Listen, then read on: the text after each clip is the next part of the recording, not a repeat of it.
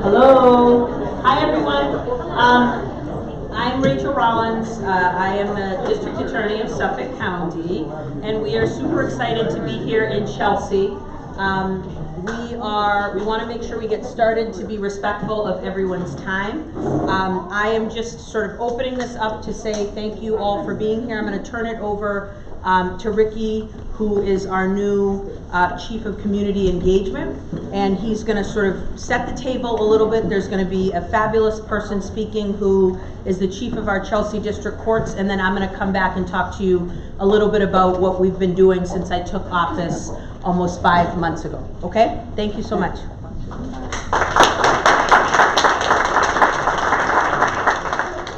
Good evening. Good evening. All right, okay, good. I'm live. DA, I won't touch this, so I'll just bend down this way, okay? You can touch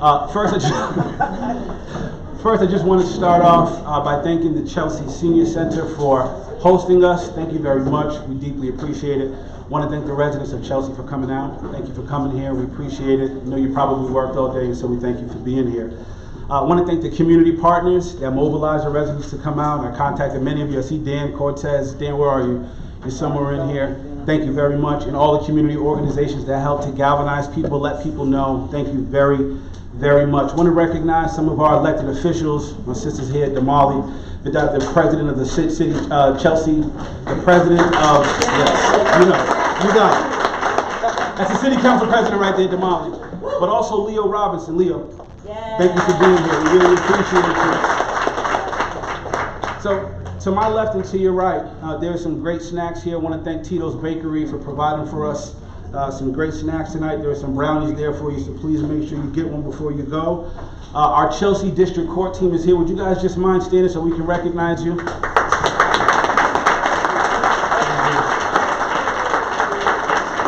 Thank you. Thank you. And our executive team from the DA's office is here as well. Would you guys mind standing? Amanda, executive team, if you're here, First Assistant Dan Mohan. Thank you very much.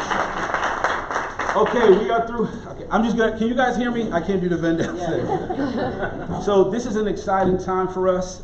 Today is June 19th. It is Juneteenth. All across the country, absolutely. All across the country, families and friends are gathering and commemorating and celebrating the fact that slavery is over and has been abolished, right? Amen. But we celebrate Juneteenth not just because we celebrate the abolishment of slavery, but that day was a step forward towards equality and equity for our country. And in that spirit, we continue to commemorate and celebrate the first woman and the first black woman to ever be District Attorney of Suffolk County, Rachel Rollins.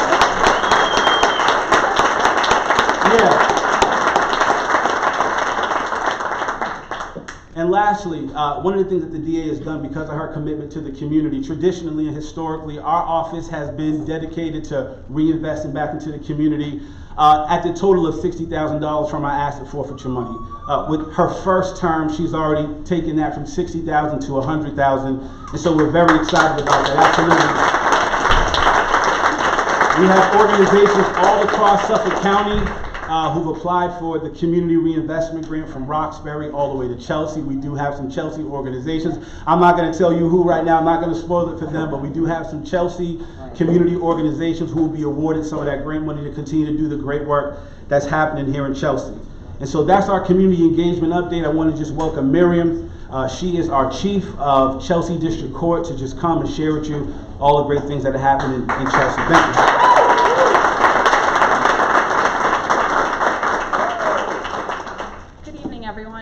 Again, my name is Miriam Feliz. I'm the chief at the Chelsea District Court. There, I have the pleasure of supervising 6 ADAs, 2 victim witness advocates, 1 investigator, and 2 administrative assistants. I'll start to tell you a little bit just about myself. My commitment to being a prosecutor is a very personal one for me. I grew up in La Villita. It's a immigrant neighborhood, underprivileged neighborhood on the south side of Chicago, where drugs, violence, and gangs governed almost every part of my life, from where I could go, what time I could go there, what colors I could wear. And it was an immigrant community where there was a lot of tension, understandably so, between the community residents, law enforcement, and it was a mistrust of police, a mistrust of what I do now, frankly, and what our community partners do in law enforcement.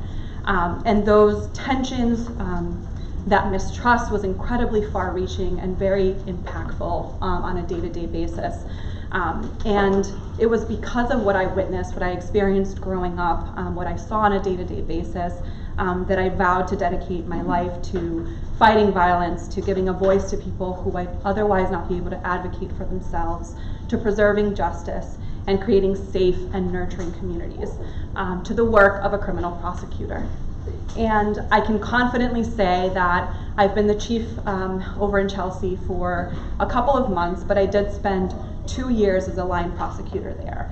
And I can honestly say from the bottom of my heart that that's also a commitment, a dedication, a passion that all of my ADAs use to approach their jobs as well. So it's personal for me, but it's also personal for all 6 of them that sit here today, and I'm incredibly proud about that. We know too well that by the time people walk through the courthouse doors at 120 Broadway, by the time they make their way up those stairs into our office, which is on the 2nd floor, they are often going through the worst day of their lives, right? Whether it's a victim, a witness on a case, or whether it's a defendant who's now been charged with a crime. They're people who are going through the worst experiences. And the criminal justice system, frankly, is not easily accessible to people. It often feels foreign. It often feels impersonal, and it often feels incredibly overwhelming. And that's frankly where our team comes in. Not only the ADAs who investigate cases, who look at not only everything from charging, but also what are the underlying issues affecting everyone from the victims, the witnesses in a case, but also the defendant and the individual charged with the charges that they're facing. And we understand that people need help in navigating that system, and that's exactly where my team comes in. So the victim witness advocates, the investigator that we have on staff, as well as our administrative assistants, we all work together to help individuals navigate what's often a very overwhelming time in their lives. So to that end, I just want to tell you a little bit, in case you don't know, about what the rest of my staff and the rest of my team does. Administrative assistants, they're unsung heroes, right? They are the face of the office. They answer the phone calls. Sometimes they're happy phone calls, sometimes they're angry phone calls, sometimes they're frustrated phone calls. They help to direct people through the courthouse. Where do they need to be? Who are they looking to speak to? Who's the ADA on your case? Who's the victim witness advocate on your case? And sometimes, frankly, you need to go to the clerk's office, or you need to go to probation, whatever it is. They're the first people that folks encounter when they walk into that 2nd floor office, our office. Our investigator, that's somebody that you may encounter, whether he's trying to serve a summons, whether he's trying to follow up with you, to interview about either facts in a case or collateral facts in a case, and also to help ADAs, frankly, prepare for trial and meet with folks. And finally, victim witness advocates. Those are the individuals that help help victims and witnesses of cases feel safe, feel informed, feel connected, and feel supported. And that can be everything from, if someone has safety concerns, how do you apply for a restraining order? People often don't even know where to start with that. If people are afraid for their safety and need to be connected to a shelter, victim witness advocates help to do with that. Counseling service for victims of domestic violence, for instance, and things of that nature. They also serve to reach out to victims and witnesses to keep them informed, right? You don't know when you have to be in court. You don't know what's going on with your case. What does a plea mean? Do I have a right to speak at that plea? So victim witness advocates work very closely in helping those individuals that are affected by crime feel supported and feel informed. At the end of the day, our team at the Chelsea District Court is there to help you, the residents of the community, feel safe, feel that we're upholding the laws, but also taking a holistic approach to justice. We don't look at the community as defendants versus victims or defendants versus witnesses. Everyone comes from somewhere. The same way that I came from the south side of Chicago and that experience affected my path in life, everyone that comes to the doors of Chelsea District Court, they have a background, they have a story. And whether that story is, I've been impacted by substance abuse and that's why I'm here, or I've been the victim of violence and that's why I'm here. We treat everyone with the same empathy, the same dedication, the same respect, because at the end of the day, a victim today is a defendant tomorrow and vice versa. And everyone deserves not only the respect, but the protection of our laws and the empathy to turn their lives around and live a better life. And that's what we're here for. So whenever you're in the courthouse, please feel free to walk up just the one flight of stairs to the second floor and come by and say hello. Thank you very much.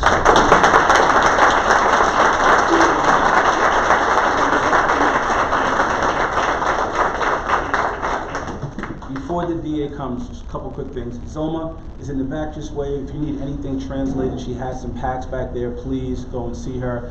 We have resources back here. If you have any concerns about a case, we have intake forms. Can you just wave, Ava? See the lady in the blue dress? And there are intake forms back there. Please fill them out. Someone will get back in contact with you. And then Ravleen, can you just wave? If you have any questions for the DA, we actually have question slips over here. You can grab one, write it down, and we'll make sure we get the question to her. All right, thank you. Can we just give a hand for the DA?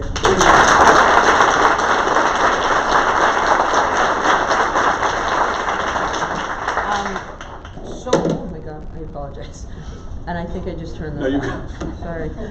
So what I want to make sure we do is thank, before we talk about all the wonderful people in the room, Dan Conley for hiring many of the people that are actually in my administration. I will take credit for promoting them up, but we have to certainly appreciate the work that he did in making the great decisions to hire many of the people that I have on my staff. Before we get started, I want you to know that Chelsea, we're aware that Chelsea is part of Suffolk County, which a lot of people in Boston don't believe that to be true and think it's exclusively Boston. And Winthrop and Revere as well, but Chelsea was particularly good for me, or to me, when I was running. I had the support of Leo Robinson. I had the support of Joe Perlatonda. I had the support of Giovanni Recupero, Damali as well, and the fabulous City Councilor Roy, who I had worked with at MassDOT.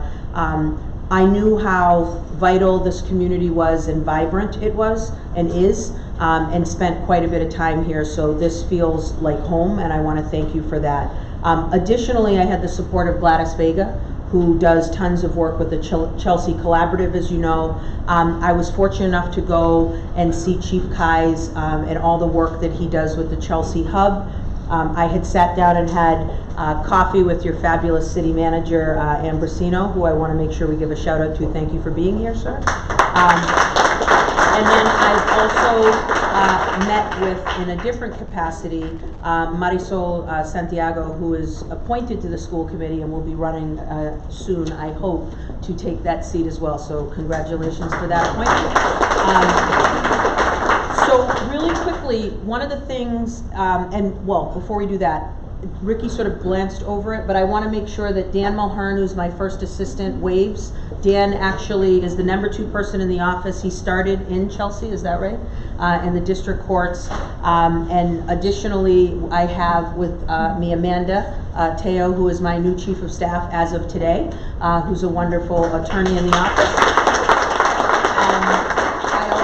With me, Donna Catalano, who is an excellent lawyer as well. She's our general counsel. And then if we could, I'm sure it's like 75% of the people in the room, but do you mind if all the staff from Suffolk County District Attorney's Office, interns included, stand up and just, this is how important Chelsea is to us, that we are all here today. Very, very important. So thank you guys for the work that you're doing. So what I want to tell you is that when I ran for office, I love to say that there's no State of the Union for the DA's office. And one of the things that I recognize knocking on tons of doors is no one knew what the hell we did, right? Unless we were prosecuting you. There are so many other things that this office does aside from prosecute people. And so one of the things I pledged was we were going to have quarterly meetings in the community where I left one Bullfinch and came out to the people of Suffolk County to explain the great work that the office I inherited was doing and the office I'm creating was doing. I said that we were going to talk a little bit and then we'd open it up to questions. We started, our first one was actually in Roxbury at Hibernian Hall. You're our second one. And we are going to next go to, I believe, Revere and then Winthrop, and then we will start again in different parts of Boston probably. But you're always invited. We will be coming more than just the quarterly meetings that we're going to be having. But it's really important that you see us not just as people that prosecute your community, but we are an economic engine, right? We have approximately 300 employees in my office. As you heard a little bit about in the fabulous Chelsea District Court, we have lawyer positions. So of the 300, about half are lawyers. So if you've gone to law school and you're interested in working with us, that's great. But half of them, you don't have to be a lawyer, right? Investigators, victim witness advocates, admins. We have licensed clinical social workers. And for the people in the room, you know, with investigators, if you are nosy, that's what an investigator is, right? So if you are compassionate and care about people, that is what victim witness advocates do. I can tell you we have some of the best, but we also, if you don't think you have the skill set necessary to do the job, we're willing to think creatively to try to help people get those skills or maybe intern or work in our office, shadowing someone so that ultimately you can be qualified to do that job. So I'm going to talk a little bit about some of the things I've done in my first 5 to 6 months of office, and then I want to make sure we open it up to answer whatever questions you guys might have. I think the thing that's the biggest that we did that impacts this community is on April 29th, I was very, very proud to be a named plaintiff along with District Attorney Marion Ryan, the Chelsea Collaborative, the Lawyers for Civil Rights, and CPCS, which is basically the public defender organization, in a sort of first in the nation lawsuit we filed against ICE. As you know, in Chelsea, Chief Keyes does have a good relationship, I would say, with ICE, in that they are corresponding with him when they're coming into the community, but they are often coming into the community. Our lawsuit is based on the fact that we believe firmly that the public sections of courthouses, I'm not talking about the basement if you are already incarcerated and you're driving in the bay there. I'm talking about if you walk in as a defendant, a victim, or a witness, that you should be free of any harassment whatsoever that is not directly involved with why you are walking in that door. We believe that there's common law that supports all of our arguments, which basically means like hundreds of years old practice. And we also believe that there are constitutional violations that are occurring where the federal government can't use the state to sort of do its dirty work or business. That's not the real language of the Constitution, but you understand what I'm saying. But my point is we filed some constitutional claims, some common law claims. There were 2 days of hearings in federal district court, which is right in the Moakley building in the Seaport area, in front of Judge Talwani. And she asked some really pointed questions. I was present along with Donna for both days of those. My former colleagues at the U.S. Attorney's Office argued on behalf of ICE. And then we had some really great lawyers from the Lawyers for Civil Rights, as well as Goodwin Procter, which is a law firm that gave their free time to help us do that. We're excited about the litigation, but I want you to hear me say I believe the appropriate place for us to challenge anything our government is doing is in court. And so anything you've heard about a memo that I wrote or that our office worked on that, you know, miscommunications about me saying we're going to obstruct what ICE is doing, I in no way, in any way said that whatsoever. What I asked is that if we see anyone detaining someone in our courtrooms or the public areas of courthouses, I simply want a phone call to be made aware of that. Under no circumstances would anyone interfere with what it is that ICE is doing, and I firmly believe that the appropriate place for us to make any challenges to that behavior is in court, which we've done.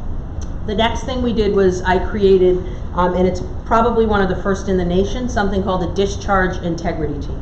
So anytime the men and women in law enforcement discharge their weapon, and in particular for this discharge integrity team, when they that weapon or a bullet is in any way comes in contact with a person. There may be a circumstance, of course, where there's a fatality. There could be other circumstances where somebody's injured and lived. That we have a group of people separate from our office that look at that case with me. Now, so under the previous administration, the DA held that power exclusively to himself. And I say himself because everyone before me was male. What I will tell you is I still hold that myself, but what would happen is people in the office, excellent assistant district attorneys who had worked probably hand in hand with some of the officers maybe that discharged the weapon, would then take that hat off and say, oh, I promise I can be neutral and investigate this person that I worked with. And what I heard when I knocked on doors running for office was the community doesn't buy it. They don't believe that we are able to be completely neutral, that we are biased potentially. Now, whether that's true or not, I am firmly a believer in, I don't even want the appearance of an impropriety. So we removed that function internally from the office, but we have some really good people on that team. So we have a person named David Meyer, who used to be the head of the homicide unit in Middlesex County, in Suffolk County, is now a criminal defense lawyer. He was instrumental in creating a conviction integrity unit at the DA's office. He's an outside person that sits on that panel. We have a retired Superior Court judge named Judge Spurlock, who started in Roxton, director of a health center in Suffolk County and parts of Boston, who also sadly has personal experience with homicide, and that one of her loved ones was the victim of a homicide. And then we, in addition, have my detective lieutenant of the state police. So there are 4 sort of experts in what we deal with that counsel me directly, and then Danny Mulhern, who is our first assistant, who does not or is not handling specifically high-profile cases right now, aside from these type. He is the person that is presenting to the 5 of us, and we will make a decision on that. What we're excited about is it is making the community, I hope, understand how serious these cases are. We had an officer-involved shooting on February 22nd, where sadly a Boston police officer was seriously injured. He has not returned to work yet. Officer Wayland is, of course, in our thoughts and prayers. We are happy that he survived, but he sustained a very serious injury, has yet to return to work. And in that encounter, a young man lost his life. So there are 2 families that are sort of waiting in the balance. Not only Officer Whalen to find out what our ultimate determination is going to be regarding this discharge, but also the family of the deceased to see what our determination is going to be. So these are really complicated cases that we are taking incredibly seriously. But we created a discharge integrity team. And then I think the biggest thing we did was we had our policy memo where finally we put into writing, sort of in long writing, 66 pages, of what my vision of what a prosecutor's office can be, right? And so we wrote it in a way that wasn't just for lawyers, it's for community members. We explained things in ways that I could understand, and very candidly, my 15-year-old daughter could understand. And these are guideposts for us to sort of think and look through this lens when we are handling the overwhelming number of cases that come through our municipal and district courts. So the memo is something that basically the premises is, we will treat everyone with dignity and respect, as we heard earlier, but we also will be looking at some low-level crimes where overwhelmingly the people that are committing them, not always, but overwhelmingly, are suffering from a mental health issue, a substance use disorder, or homelessness or poverty. And rather than penalizing them for those conditions, some of which are health issues, we are going to try to look at the root cause and the individual sitting in front of us and determine whether this is a case that we should do what's called null pros, which is not prosecute at all, or have some sort of diversion piece pre-arraignment. And remember, arraignment is where your criminal record sort of attaches to you, or whether we should arraign them and then put them into some services through probation. So that's sort of the lens we're looking at different things on. I want to tell you we work really hard with Chelsea regarding the community partnerships that we have. Certainly ROCA is an organization that we know very well, and many of the individuals that are coming into contact with the criminal justice system in a certain age group, and Caitlin is here from our sort of youth violence task force or gang unit there. Many of the individuals that she's looking into might be eligible for the ROCA programs, and we're excited. Caitlin is the first female chief of the gang unit in the history of Suffolk County, so we are really excited about that. I speak frequently with Chief Kais here in Chelsea, and we talked a little bit about the Chelsea Hub. We have great service providers like CAPIC, North Suffolk Mental Health, and other local shelters.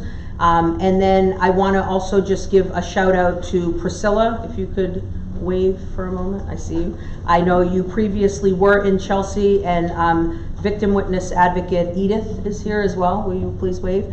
They just did some amazing work where our interns are now required to engage in community day, where they actually have to go out, and some of them take multiple buses and trains to look at different parts of Suffolk County and meet with our community partners. 2 groups were in Chelsea, and they toured Bellingham Square and visited ROCA among other sites. So I think that's great. And then just a couple of facts about Chelsea and the Chelsea District Court. So as of the beginning of this June, we've had 380 cases brought in Chelsea District Court, 875 potential charges. At the same time last year, we had 586 cases that had been brought, representing 1,200 charged offenses. So what's exciting is the number of cases and charges we are filing are down. We are hoping that that is because people are actually getting treatment and services that they need. What we're going to be looking at is making sure that we're collecting the data that we need in order to support some of the things that we have in place.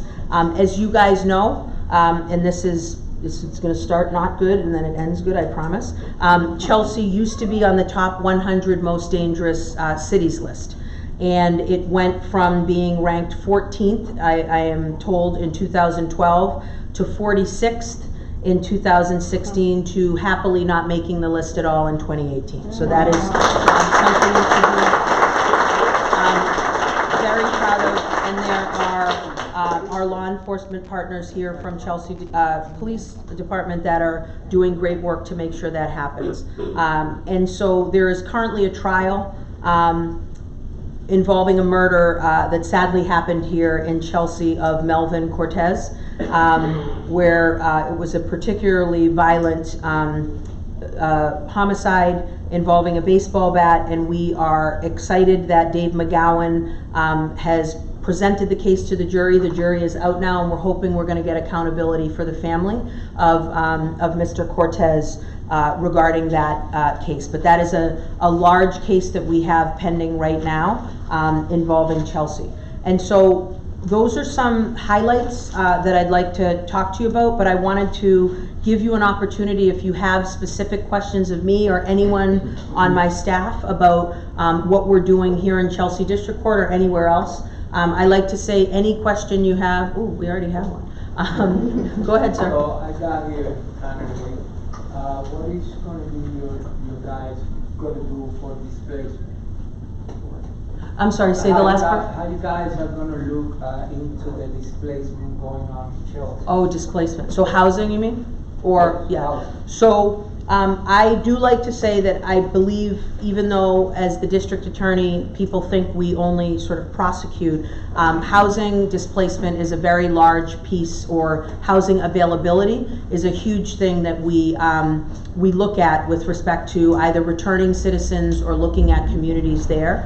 But I would love to tell you that there are several members of your city council here and your city manager as well. I don't know whether I'm versed enough to speak to that issue, but would you tell me a little bit more? What are you saying? Is that new establishments or new housing that's pricing people out?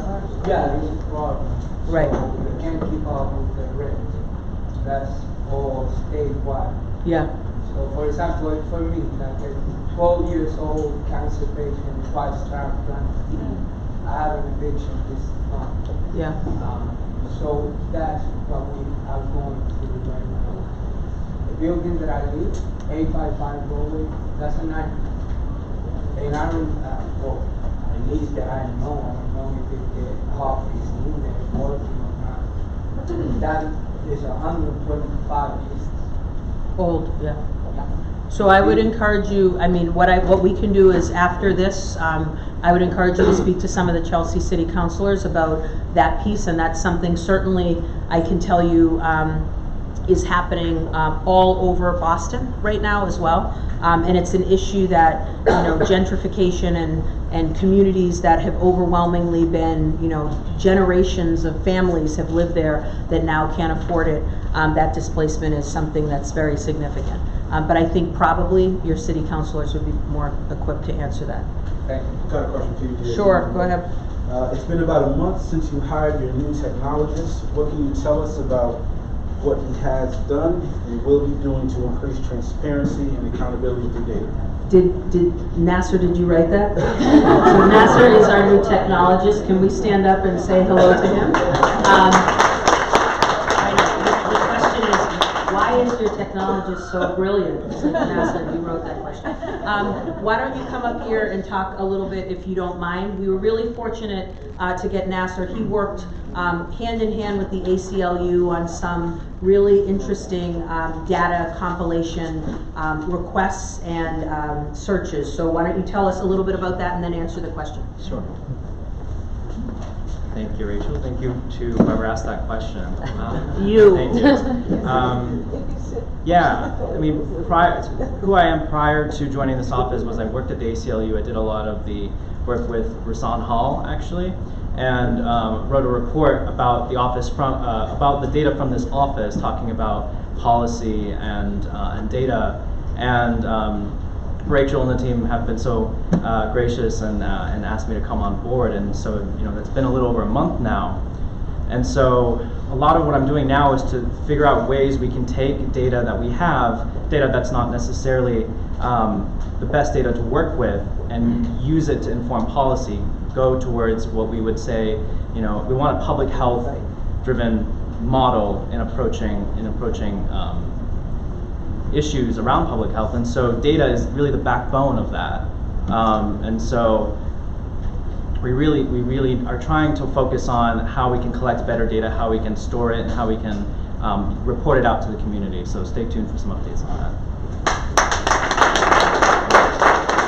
Yeah, and I don't want to terrify people, but just so you are aware of how we are currently compiling data is if you've ever walked into the courthouse, the assistant district attorney normally walks in with a Rubbermaid container filled with files and sits down and puts it here and then takes a pen and writes information on the file as it happens and then puts it back in the Rubbermaid, and at the end of the day they pick that up and walk back to an office and then put it up against a wall, right? And so if you've seen the end of Raiders of the Lost Ark, where they're just rolling down an area with tons of files, sadly, we are 3 months behind on somebody then looks at that wall, some wonderful admin takes that file down and hand enters it into our system,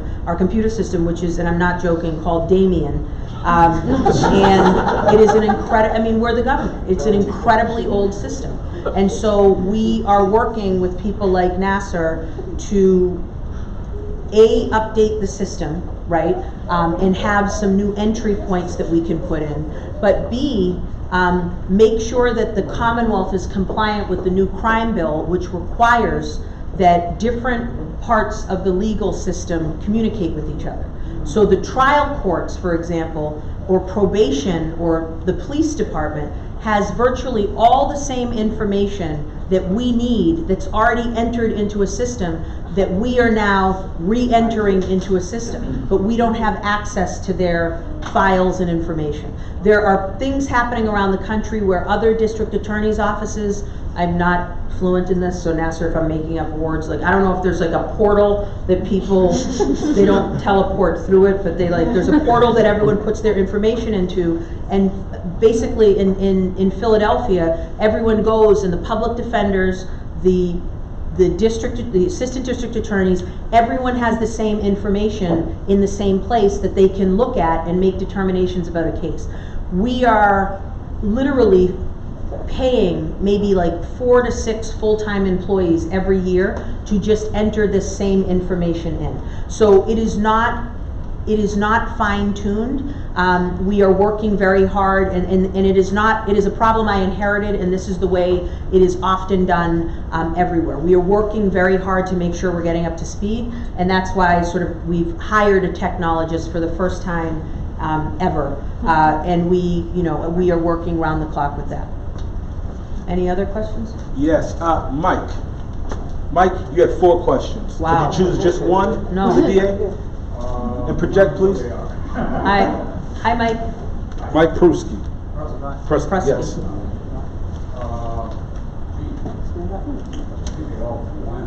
Okay, we'll blend them all. It's okay.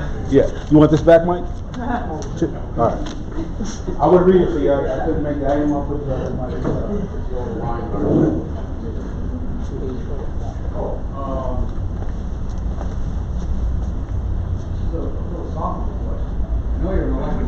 Could you speak up just a little bit, Yes, Mike? I am an elected official. Yes, you are. I voted for you. Oh, good job, Mike.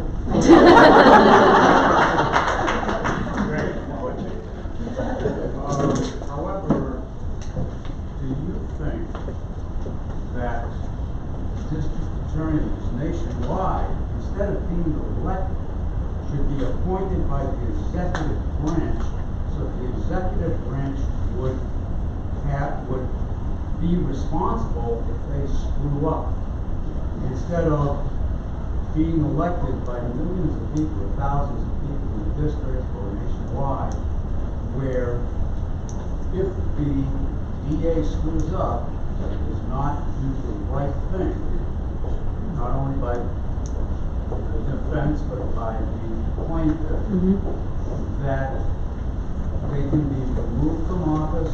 They won't have an office because they won't be elected. Right. But I've always thought that philosophically they should be appointed by the top elected official, so that politics does not enter into the attorney's deliberation. That's an interesting, I mean, I think this is like a riddle. It's like the movie Inception. It's a riddle within a riddle, because your Republican governors are going to appoint Republican district attorneys who are going to do everything that they want to do, right? Or Democratic, I'll say both sides, right? What I really love about this position is the autonomy, right? In that, and very candidly, I think for the first time in this most recent election cycle, people actually started paying attention to who the hell their district attorney was. I think we have to give credit to the ACLU, their What a Difference a DA Makes campaign, whether you agree with the ACLU or not, did a really good job of explaining to people for the first time, it's not the judge, it's not the police, it's not probation, it's not the clerks. You know, the district attorneys sort of are the center of the universe that decide what happens. If you get arrested and we null pros, you never get in front of a judge, probation, or anyone else. So I think for me, if I'm very honest, it is a weird position to be elected into. I actually just said this to someone today, that you know, I believe I'm very qualified for this position, but I've never worked in this office, right? So I've been a prosecutor at the U.S. Attorney's Office, so I certainly understand prosecution. I was an assistant district attorney in Brockton, but these wonderful 300 people I've never worked with before. You know, what I think is exciting is we work for the people of Suffolk County. And what is really interesting is the people are starting to get very loud about what it is they want their government to be. And we are one of the only places where they get to determine who this piece of the criminal justice system is and whether it will reflect what they want. They don't get to decide who the police are. Overwhelmingly, not all, but you know, the police, I think Chelsea, very candidly, has done a wonderful job. Chief Kais told me when he graduated from Chelsea High School, it was 3% Latinx, right? And now that is significantly higher, and he's adapted appropriately in that over 50% of his officers are fluent in different languages, right? Or are very familiar with Chelsea and are from here or raised here. For me, I think communities, what I've seen in Suffolk County is the communities that came into contact the least with the office voted and determined who their DA was. And now what happened in 2018, and this is here, these people are now saying like, no. We want somebody who's listening to us and our experience with the criminal justice system. And I think that's important because honestly, as an appointed person, all you have to do is know one person to get your job. You need to know the governor or the lieutenant governor. For me, I love to remind people 185,000 people decided that this is the district attorney they wanted, and I'm going to continue to do that. Yeah.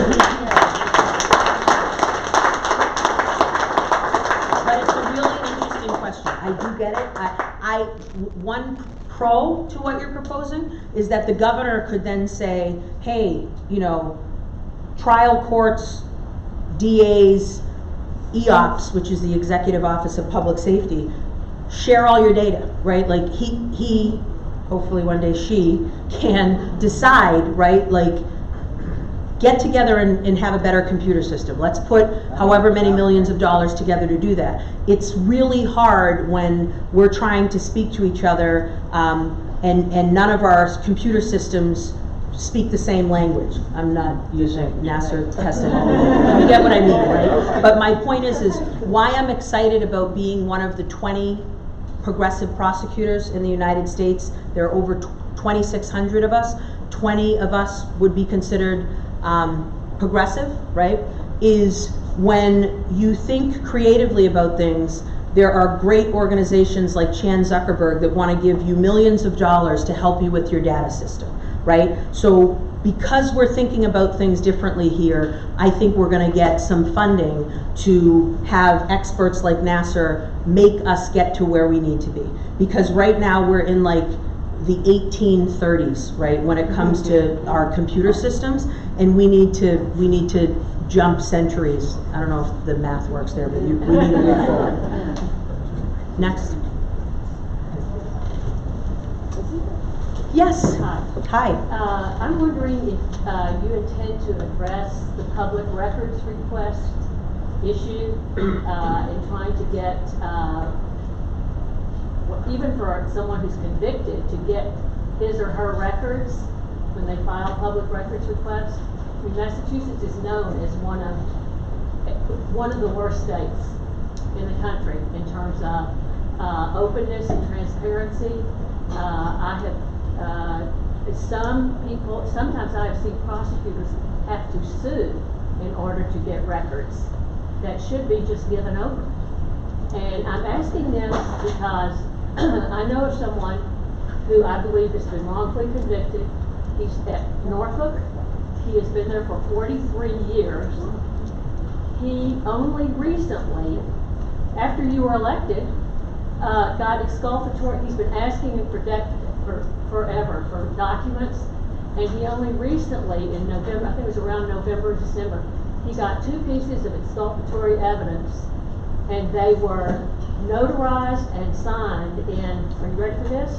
1990. He had never seen them, ever. And, I mean. Yes, so, I can't take credit for the fact that he got those documents. I had already won the election, so maybe, but I hadn't taken office, so we have to give credit to John Pappas, who was the DA at the time, for turning those over, but I understand your frustration. So the trial court, and my fabulous general counsel will come up here and walk us through a little tutorial, not much, but on the public records laws. The trial court is exempt, right, from public records. So what's frustrating, ma'am, is nobody cares about what we're about to say. They look at us all as the government, and what you don't want to hear back is, sorry, we're the DA's office, we're exempt, you have to ask somebody else, and that's what the letter says. It's like, well, who? How do I ask them? We have to be better at letting people know, if we don't have the information, making a call and saying, what are you looking for, right? Because there are loopholes in the system of, specific, you have to ask for it correctly, and if we never have to create a record, so if we don't hold it the way that you're asking, and I'm tired of that with the government. If ultimately what you want is something we have a great public records person in our officer in our office who is picking up the phone and saying, what are you looking for? This, okay. Either, for record keeping purposes, write these 9 words, send it back to me, and we will either get it to you, or, I recently got a letter from somebody saying, my twin sister was murdered in 1971. The person that committed that murder was convicted in 1972, and I called recently to find out where he was, and was told by EOPS, the Executive Office of Public Safety, we can't tell you that. So he basically said, I think of her tearfully every day, I just want to know where this person is, and nobody's giving me the answer. Now remember, back in 1971, there was no victim rights bill. We would never do that to anyone now, but what we're working on is making sure that we can try to find out where this person is and get them that answer, even though the question, wasn't like, this is a public records request. That's who I think we need to be as the government. One thing, yeah. In this woman's case, her son, the prosecutor lost his file. And that's been several years. They can't find it. Yeah. I mean. So we will talk to you afterwards, and I don't know whether that was Suffolk County or another county, Yes. but we will make sure that we get that information. Let me have Donna talk a little And bit. I'll just say one initiative that we're working on as far as public records requests, particularly in relation to claims of actual innocence. We met together with the Boston Police Department, CPCS, which are the public defenders, the New England Innocence Project, and the crime lab, the Mass State Police Crime Lab. And we met because what we wanted to do was have one place where people could call, and that will be in our office, to say, we need all of the information and evidence that exists in this case. So we'll be the clearinghouse for those requests, and it won't go under public records requests. We have an ethical duty as prosecutors post-conviction to make sure that you have all of the evidence that we have. And so that's how we'll be operating. So stay tuned on that initiative, but I'll talk to you after the meeting too. Thank you. And then one other sort of thing we started was, I was incredibly frustrated with the system, and part of why the memo writes things down is I feel like just because you are going to West Roxbury Division of Boston Municipal Court, you shouldn't get one outcome as opposed to if you go to Roxbury Division of Boston Municipal Court, right? Number one. Number two, if you get a certain assistant district attorney that is, more progressive, you might get a different outcome than if you got another one. So what I wanted was to sort of standardize what we were all going to be aspiring to be. And then, I think we have to be, we also have to recognize that who you get as a victim witness advocate when you are the victim or survivor of a crime should not be that if you get this person that's a little more seasoned, you get all these other resources you had no idea about. And if you get this person who's brand new and still excellent but doesn't know it, your family doesn't get all those resources. What we're going to do is we're starting soon sort of something called and this isn't gonna be the official title, but like a survivor services, right? So victim witness advocates, their real job is to guide you through the grueling and, you know, if you're the victim of a crime or a survivor, horrible process of the legal system. We are gonna be here shepherding you through what's gonna happen at arraignment. What's gonna happen, you know, at the next court date, or if there's a motion to suppress, what happens if it's successful or not? What's gonna happen if they plead? What is that gonna look like? Or if there's a trial, we walk you through all that. We start when the crime happens, we say goodbye to you at your victim impact statement. Now what's beautiful is Dan Conley, the DA before me, has an amazing breakfast every year for the homicide survivors. So we see you every year if you're a homicide survivor. We have a great group of assistant district attorneys, victim witness advocates, and investigators for our sort of sexual assault crimes that remain in contact with people. But it's not enough. So the victim witness advocate steers you through the legal system. Survivor services from the beginning helps you when you say, my son was murdered and I now have his 2 children. They go to school in Lynn, I want to bring them to school here. You're too tired to call DCF, the Boston Public Schools, and you know, even with these public records requests, every number you call is, you know, disconnected, or leave a message, no one calls you back. You're ready to just literally, we won't say, right? But what we're gonna do is we're gonna help shepherd you through those things.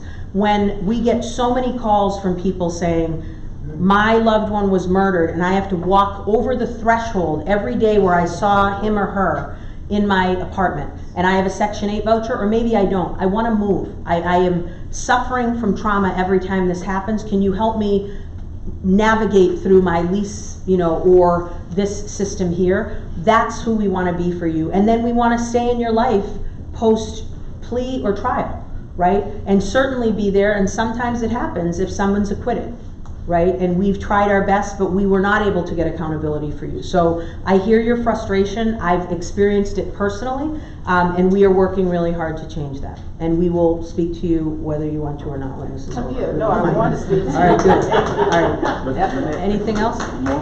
Okay. All right. So unless there are other questions, oh, there is. Go ahead. Hi, Yes. I was volunteered during the first 100 days campaign with Court Watch MA, and I saw a really upsetting number of homeless people who were charged with bail, cash bail, and every time their defense attorneys would say this amounts to de facto imprisonment based on poverty, and it would seem to be in clear violation of the Brannigan ruling, which I'm sure you're familiar with. But the ADAs, or the judges in some cases overruling the ADAs, would still push through cash bail that they would never be able to pay. Is there any way to institute any more policies around homelessness, specifically in terms of cash bail?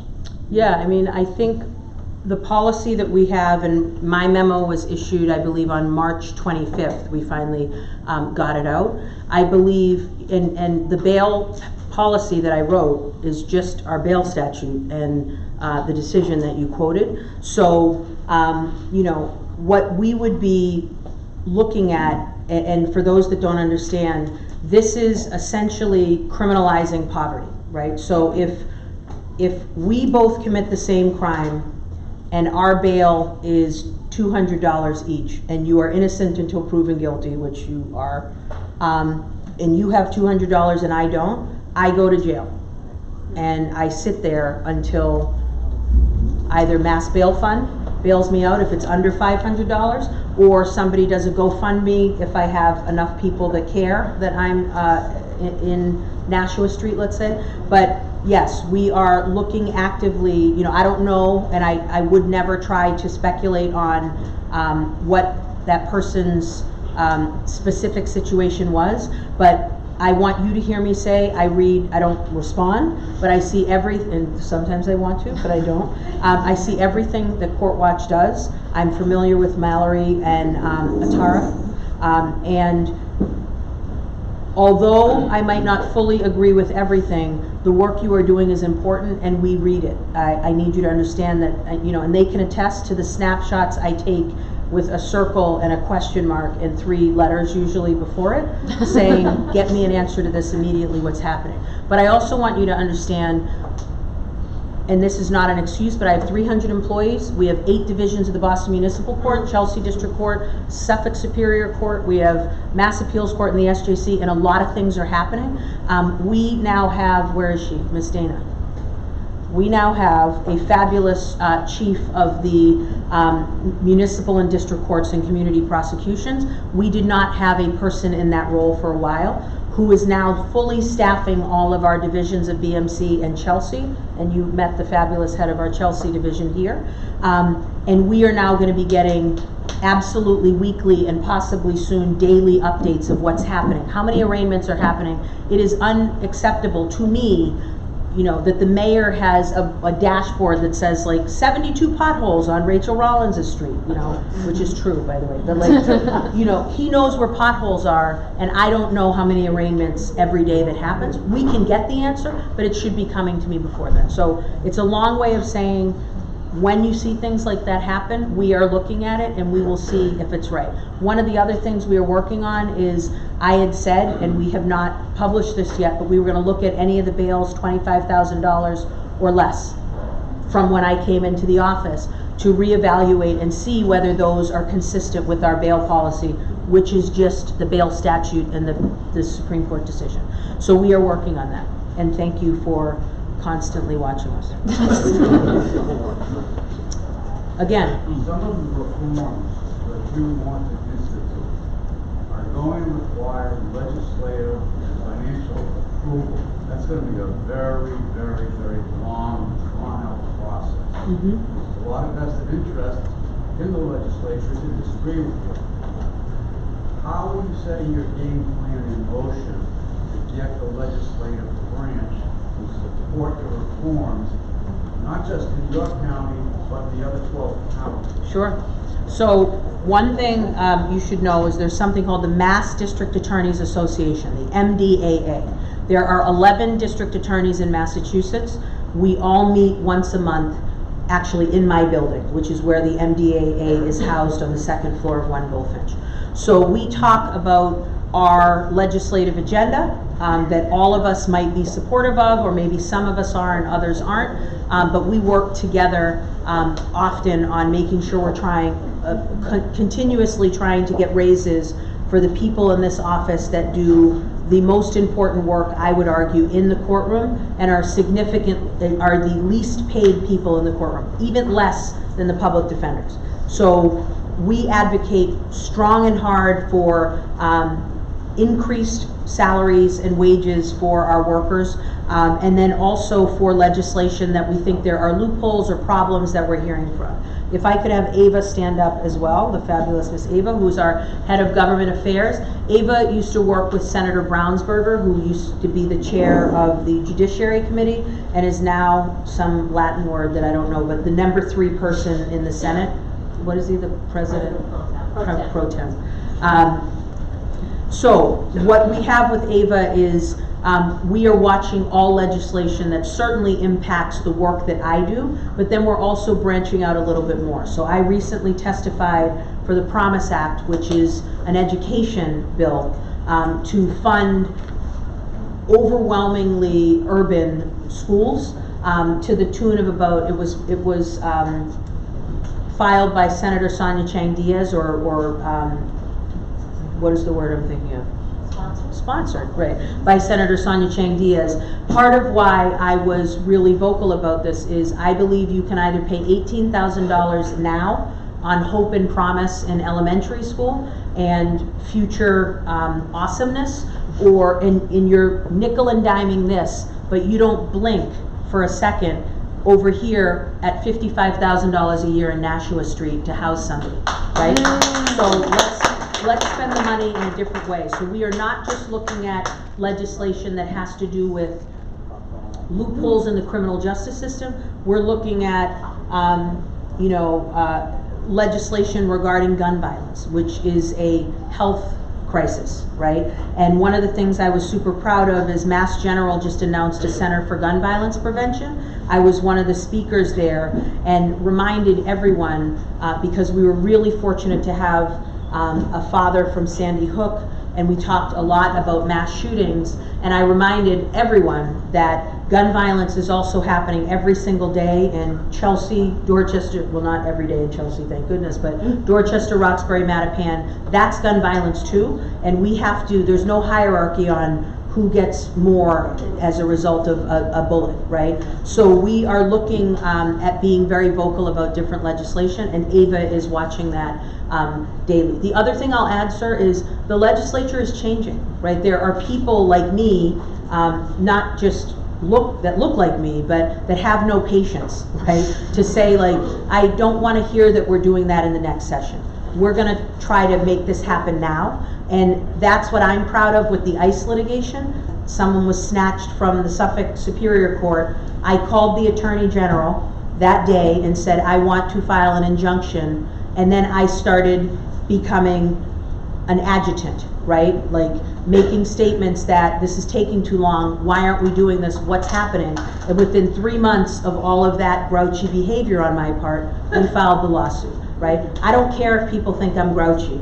That lawsuit needed to be filed. And candidly, the judge got arrested 1 week before we filed, the judge that the U.S. Attorney's Office charged with obstruction of justice.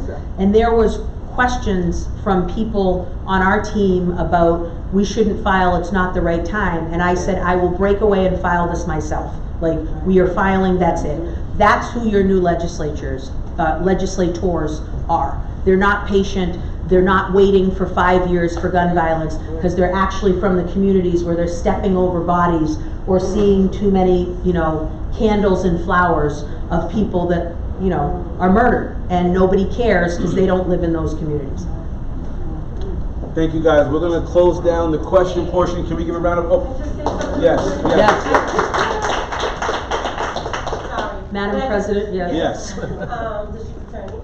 I love that. I like Madam President. I just wanted to just commend you. Since the moment you came into office, everyone in your office has been very intentional about reaching out and including Chelsea, which is something that I've never seen. Also, when I hear you talk about diversion programs or understanding the traumas that people are walking into the courthouse with, whether it's homelessness or substance abuse, it's like just like this. It's not that tunnel vision that we're used to. It's like a holistic and understanding the intersectionalities and the issues that affect our community, and it gives me incredible hope about what this office could be. And I just want to tell you that I've seen how they've come for you, and I've seen how you've stood with your shoulders high and how you speak truth to power in advocating for communities like ours. And I'd be totally remiss to sit here and not lift you.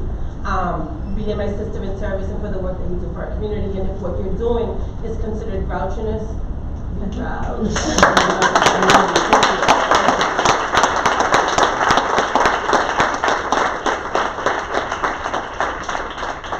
Can we give one more round of applause for Dia?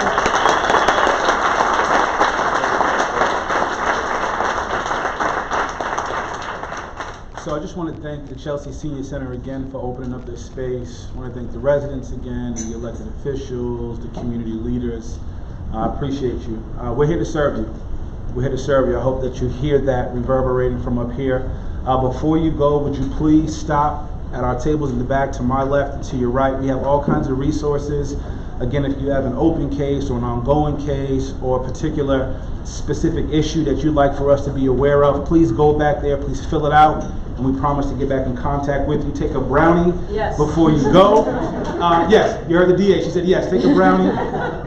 And thank you for being here, thank you for hosting us. Have a wonderful night.